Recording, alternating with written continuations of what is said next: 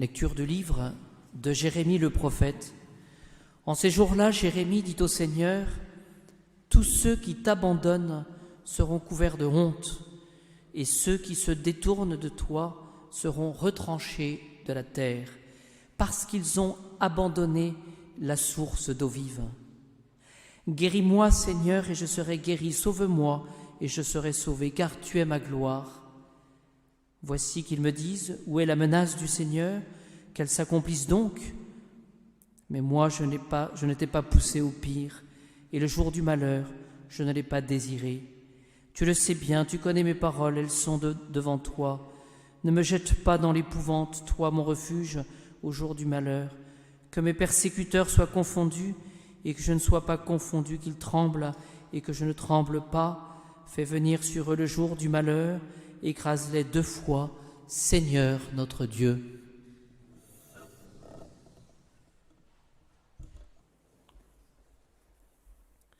Dominus vobiscum. Sequentia Sancti Evangelii secundum Ioannem.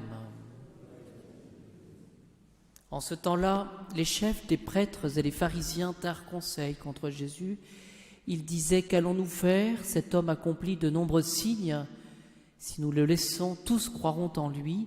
Les Romains viendront et ils détruiront notre temple et notre nation. » L'un d'entre eux, Caïphe, qui était grand prêtre cette année-là, leur dit, « Vous n'y entendez rien, vous ne pensez pas qu'il est de votre intérêt qu'un seul homme meure pour le peuple, pour éviter que la nation ne périsse tout entière. » Il ne dit pas cela de lui-même, mais comme il était grand prêtre cette année-là, il prophétisa que Jésus devait mourir pour la nation, et non seulement pour la nation, mais encore pour rassembler dans l'unité les enfants de Dieu dispersés.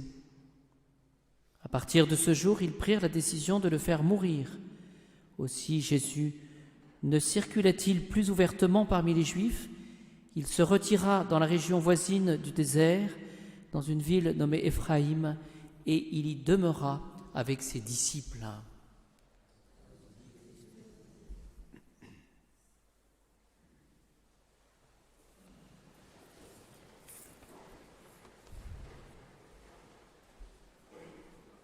Qu'allons-nous faire? Cet homme accomplit de nombreux signes. Si nous le laissons, tous croiront en lui.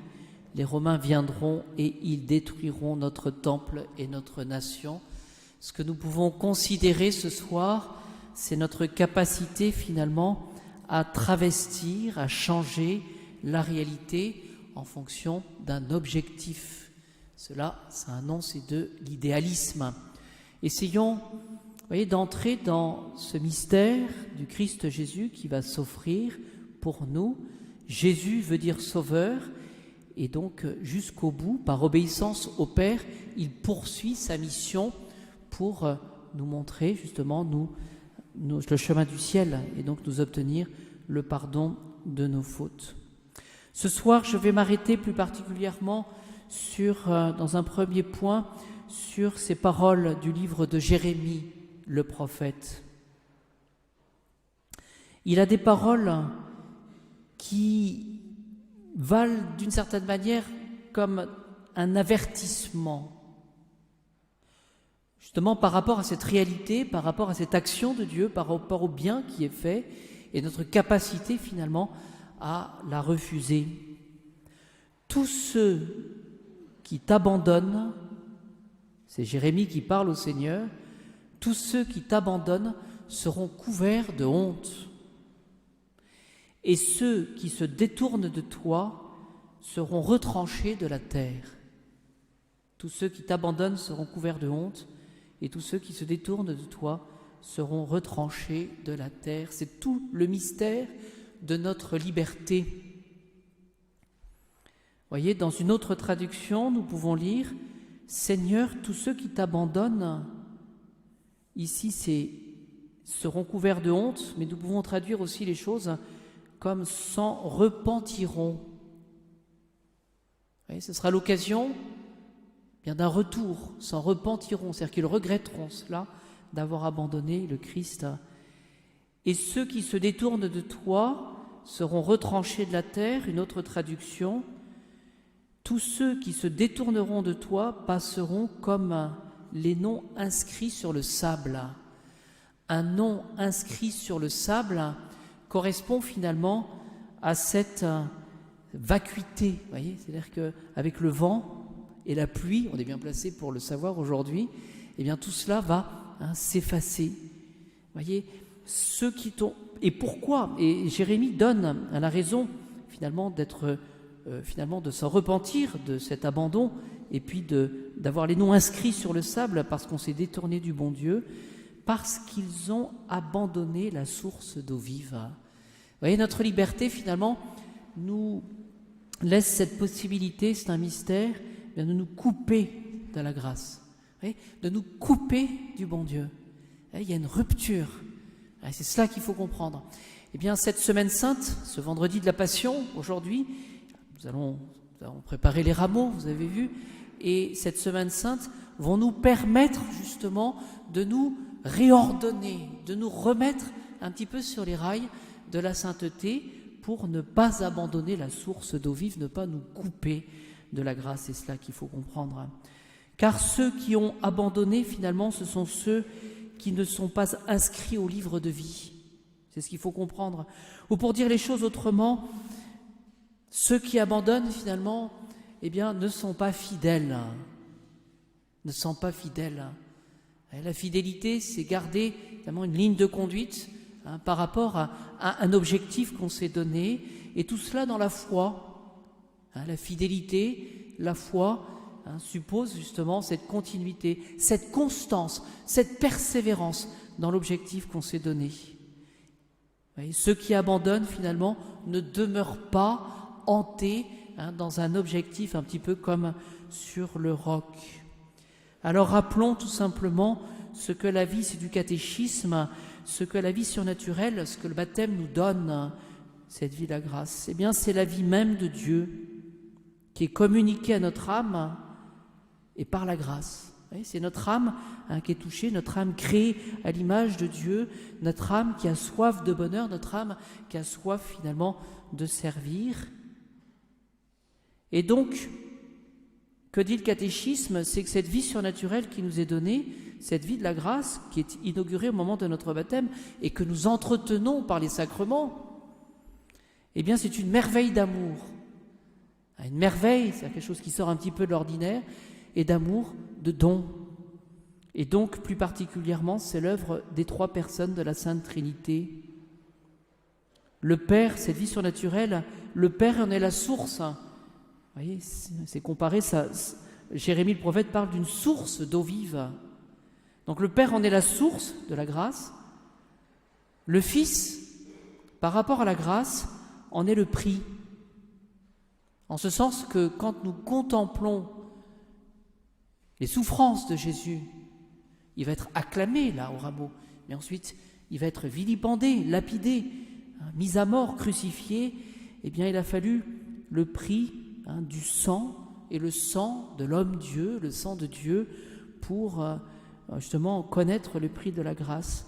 Voyez, et donc le Fils en est le prix de cette grâce, et il en est aussi le messager de la grâce. C'est-à-dire que quand on connaît le Christ, eh bien on peut suivre justement ce que le Seigneur, ce que le bon Dieu veut nous donner. Il en est le messager, il apporte finalement ce message du ciel. Le Père en est la source, le Fils en est le prix et le messager, et le Saint-Esprit en est le dispensateur, en ce sens que finalement, cette grâce, nous la recevons sous l'aspect, sous cette note de l'amour, parce que le Saint-Esprit, c'est un esprit d'amour. On peut penser à cette colombe, on peut penser aussi à ces langues de feu. Donc ça donne cette idée de subtilité. Vous voyez, dans la vie spirituelle, ce qu'il faut retenir, et surtout spécialement pendant cette semaine sainte, c'est qu'il faudra prendre un peu de temps, non pas pour, y aller avec, vous voyez, tous nous en sommes à même point. Nous en arrivons à la dernière semaine de carême et nous nous disons, voilà, est-ce qu'on a vraiment commencé ce carême? Eh bien, nous n'allons pas rattraper, je dirais, d'une certaine manière, par accumulation toutes ces semaines de carême lors de la Semaine Sainte. Non, c'est pas ça que le Seigneur nous demande. Ce que le Seigneur nous demande, c'est de vivre intensément avec cette subtilité justement de l'amour, avec ce temps que nous prendrons pour goûter ce que la liturgie, ce que l'Église nous enseigne. Voilà ce que nous pouvons faire pendant ce temps du carême, ce temps, de la Semaine Sainte. Je conclus. Vous avez vu qu'il y avait 2 oraisons aujourd'hui et que nous fêtons aujourd'hui Notre-Dame des 7 douleurs. Notre-Dame des 7 douleurs. C'est-à-dire que finalement, elle a été révélée, cette dévotion, aux 7 fondateurs de l'ordre des Servites de Marie. Alors, quelles sont-elles, ces douleurs? La première, c'est la prophétie du vieillard Siméon. Un glaive te transpercera le cœur. En ce sens que Notre-Dame, en voyant tous ces miracles, en voyant toute cette prédication de son Fils et la sainteté de son Fils, Notre-Dame savait que d'une manière ou d'une autre, elle souffrirait pour lutter contre le péché. Je crois que nous pouvons nous réaliser cette chose lorsque nous savons de manière secrète que nous avons telle maladie, ou que nous avons telle hérédité, ou que nous avons telle souffrance dans notre cœur. Eh bien, cela n'enlèvera pas la joie dans notre vie, la paix dans notre vie, mais on vit en sachant qu'il y aura toujours ce dard de l'amour. Vous voyez, ce dard de l'amour, justement, qui permettra à notre cœur de laisser s'épancher, l'amour, le don de soi, parce que c'est comme ça que ça marche. On ne peut pas aimer sans sacrifice. Voilà. Ce qui tue l'amour, c'est l'égoïsme, donc ce glaive. Deuxième douleur de Notre-Dame, la fuite en Égypte. Comment était-il possible pour Saint Joseph et Notre-Dame, alors qu'ils étaient dépositaires justement de cet enfant, le Fils de Dieu, celui qui était tout-puissant, d'avoir à fuir la colère d'un roi telé, Hérode. Donc cela a généré dans cet exil l'incertitude, la dépendance, ce temps pour attendre le moment propice pour revenir dans son pays. Troisième douleur, la perte de Jésus à Jérusalem. Même chose, possède celui qui est la puissance même, et on peut perdre Jésus facilement. Vous voyez, un acte d'égoïsme. Vous voyez, Jésus peut partir, on peut perdre la grâce facilement. Quatrième rencontre de Jésus sur le chemin de la croix, qui porte sa croix. Cinquième douleur, la crucifixion. Sixième douleur, le coup de lance et la descente de la croix. Et septième douleur, la sépulture de notre Seigneur, c'est-à-dire finalement l'attente, c'est un mystère, l'attente de la résurrection. C'est Dieu qui donne la victoire. Regardons comme souvent nous sommes très impatients lorsqu'il s'agit d'obtenir la récompense, la victoire. Eh bien, le Seigneur nous enseigne là, avec Notre-Dame, la patience. Dans les litanies de Lorette, litanie de la Sainte Vierge, il est question de Marie, reine des martyrs. C'est celle qui est pleine de grâce, celle qui a conçu dans son sein Jésus, le Sauveur, et en même temps, elle est la reine des martyrs. C'est-à-dire que finalement, la souffrance, elle l'a connue, comme elle connaît la souffrance avec notre propre péché, parce que nous sommes ses enfants. Et c'est ce que je vous disais tout à l'heure, il n'y a pas de vie sans glaive. Voilà, parce que c'est la condition pour aimer. Et Notre-Dame, sa douleur de Marie, la douleur de Notre-Dame, souvent, elle est comparée, elle est dite vaste comme la mer. Vous voyez, cette douleur. Vous voyez, donc essayons d'entrer dans le mystère de notre capacité finalement à abandonner le Christ, à nous détourner de la source d'eau vive, et cela pour être couvert de honte et certainement à être retranché de la terre, mais nous avons Notre-Dame qui est là pour nous redonner le Christ, nous donner finalement cette flamme, ce feu sacré de la joie d'être racheté et d'avoir donc le ciel pour héritage.